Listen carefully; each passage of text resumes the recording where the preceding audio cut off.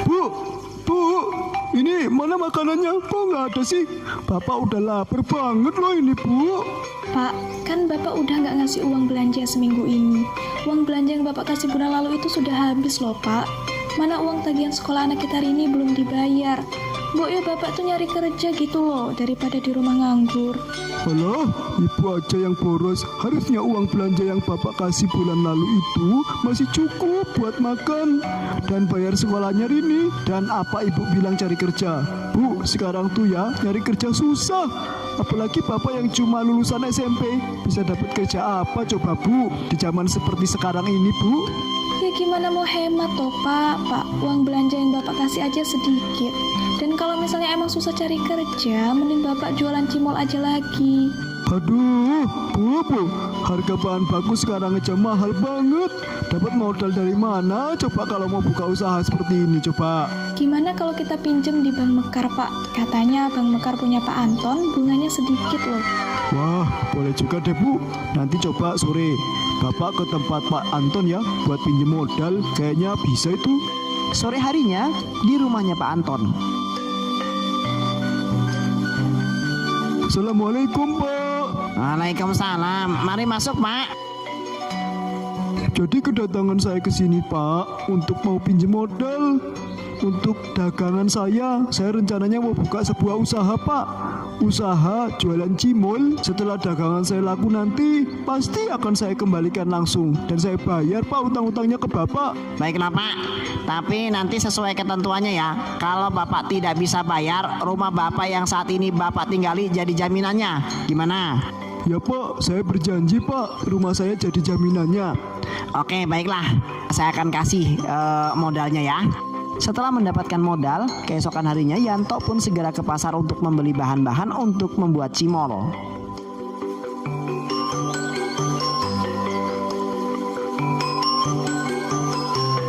Neng, ini harga ayamnya sekilo berapa ya?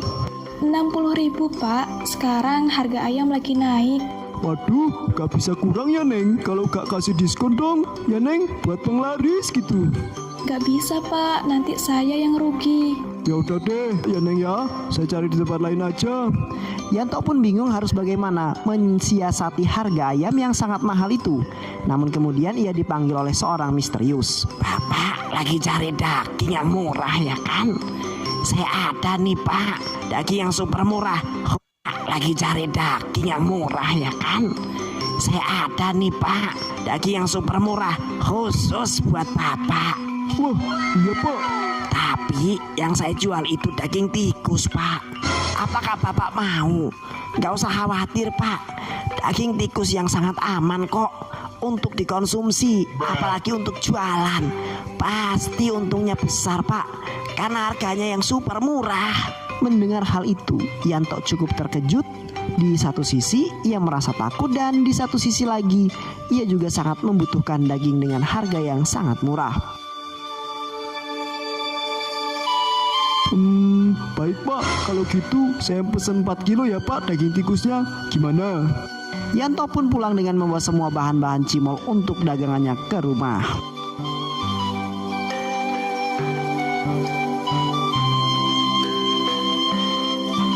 Bu, Ibu, ini Bapak udah beli semua bahan-bahannya, Bu. Ayo kita buat cimolnya sekarang.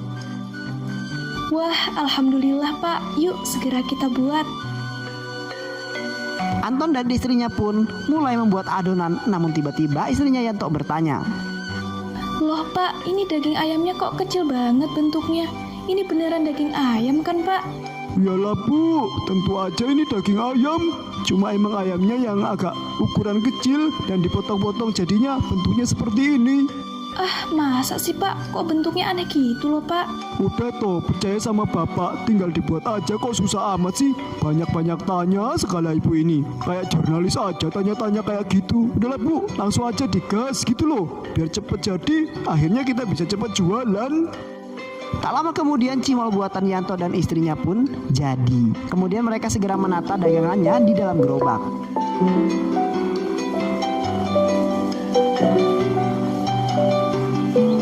Alhamdulillah ya, Pak, kita bisa dagang lagi. Yanto pun kemudian menjajakan dagangannya.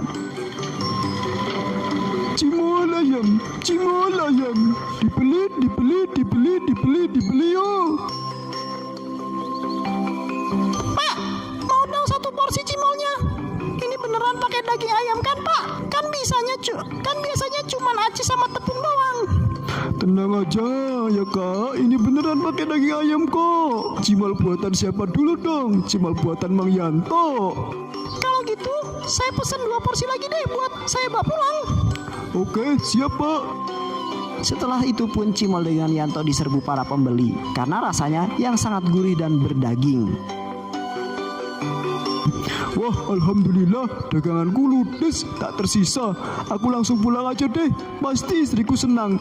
Senang banget ini malah kayaknya. Kalau tahu daganganku ini habis bersih, tak tersisa satupun.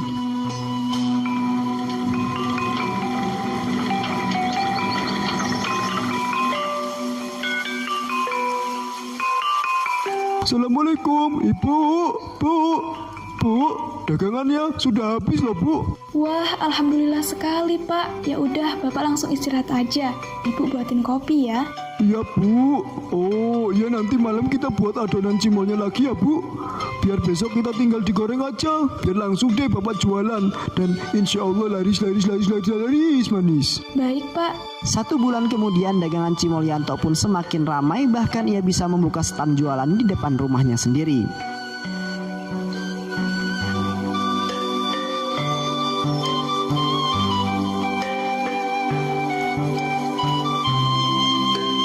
Ini uang hasil jualan kita selama sebulan udah cukup loh untuk bayar hutang ke Pak Anton. Jadi kapan nih Bapak mau bayar hutangnya? Aduh, Bu, kapan-kapan aja deh kita bayar hutangnya. Lagian juga Pak Anton belum nagih. Mending uangnya buat kita jalan-jalan dulu aja, Bu. Kamu mau jalan-jalan kemana? Wah, Pak, kita mau jalan-jalan ya. Kita ke pantai dan makan di restoran yang mahal aja, Pak. Kan kita belum pernah ke sana. Boleh, Du. Besok kita langsung jalan-jalan ya. Keesokan harinya, Yanto dan keluarganya pun pergi berlibur ke pantai dan makan di sebuah restoran yang sangat mahal. Namun ternyata pengeluaran mereka sangat besar hingga menguras tabungan hasil penjualan. Pak, uang tabungan kita tinggal sedikit banget loh. Gimana nanti buat bayar sekolah hari ini dan bayar hutang ke Pak Anton? Bu, kan kita bisa masih jualan cimol, Bu. Iya, Pak. Tapi masa tenggat bayar hutang juga sudah lewat. Takutnya nanti Pak Anton tiba-tiba datang menyita rumah kita. Udah, Ibu tenang aja ya. Masalah itu nggak usah terlalu dipikirkan. Sekarang siap-siap kita pulang dan besok kita mulai jualan lagi ya. Mereka pun pulang dan mulai berjualan lagi.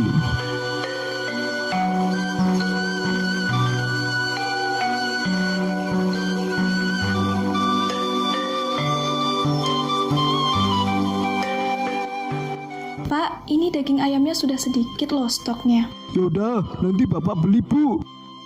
Yanto lalu pergi menemui penjual daging tikus. Yanto dan penjual daging tikus bertemu di tempat yang sepi untuk melakukan sebuah transaksi daging tikus tersebut.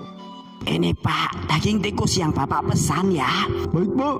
Oh iya Pak, kalau boleh tahu ini daging tikusnya Bapak olah jadi produk jualan apa ya?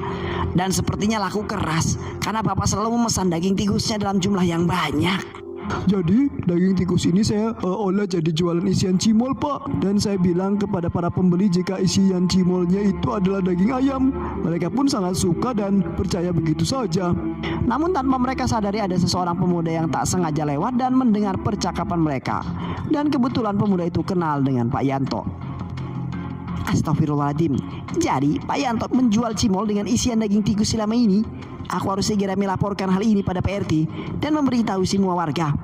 Sementara itu di rumah Pak Yanto datang beberapa preman penagih hutang. Yanto, cepat buka pintunya. Siapa ya? Jadi kami utusan Pak Anton, ya Bu, untuk mengambil alih rumah ini karena Yanto sudah telat membayar hutang. Pak, tolong Pak, kasih kesempatan sekali lagi untuk membayar hutang. Suami saya sedang membeli bahan untuk jualan. Tidak bisa Bu, ini sudah perintah langsung dari Pak Anton. Besok rumah ini harus sudah kosong ya Bu. Preman itu pun pergi dari rumahnya Yanto dan tak lama kemudian Yanto pulang dari membeli daging.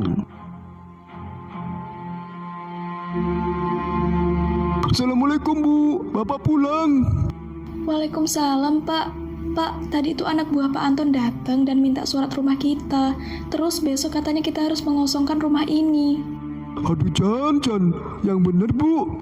Iya Pak, ini semua salah Bapak. Kan waktu itu Ibu sudah bilang kalau harus segera membayar hutang. Tetapi Bapak malah pakai uangnya buat jalan-jalan. Ya Bapak pikir Pak Anton gak akan beneran ngambil rumah kita Bu. Sudahlah Pak, mau bagaimana lagi? Ini sudah terjadi. Ibu memutuskan untuk pulang kampung saja. Kalau Bapak terserah mau bagaimana. Baik Bu, kalau gitu keputusan Ibu, Bapak akan tetap di sini mencari kontrakan dan meneruskan menjual cimol. Sementara itu di keesokan harinya Pak RT dan para warga berbondong-bondong datang ke rumah Yanto yang sudah kosong. Mereka marah-marah dan menyuruh Yanto keluar rumah, namun ada yang memberitahu jika rumah Yanto kini sudah kosong.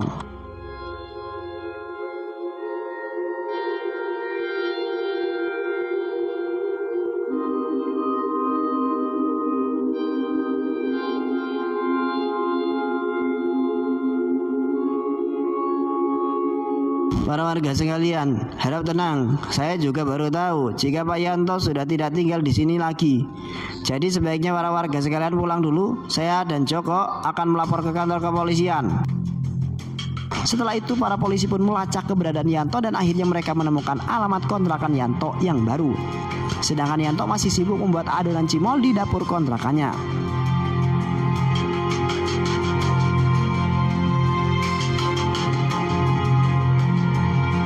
Akhirnya jadi juga ya. Sebaiknya aku beristirahat dulu deh. Yanto kemudian berbaring di ruang tamu. Namun tiba-tiba pintu kontrakannya didobrak oleh beberapa polisi.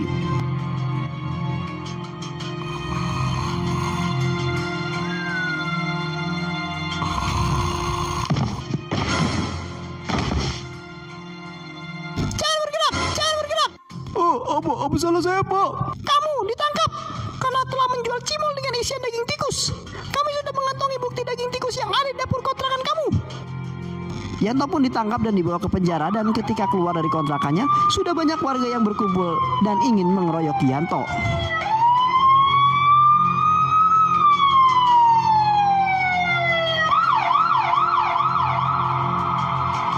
Dasar Yanto sialan berani-beraninya kamu jualan pakai daging tikus. Gak ada otak kamu atau gimana kamu ini Serahkan Yanto ke kami aja Pak Polisi, biar kami hajar Yanto sampai tewas. Kurang ajar, sekali lagi dia menjual cimol sialan daging tikus itu.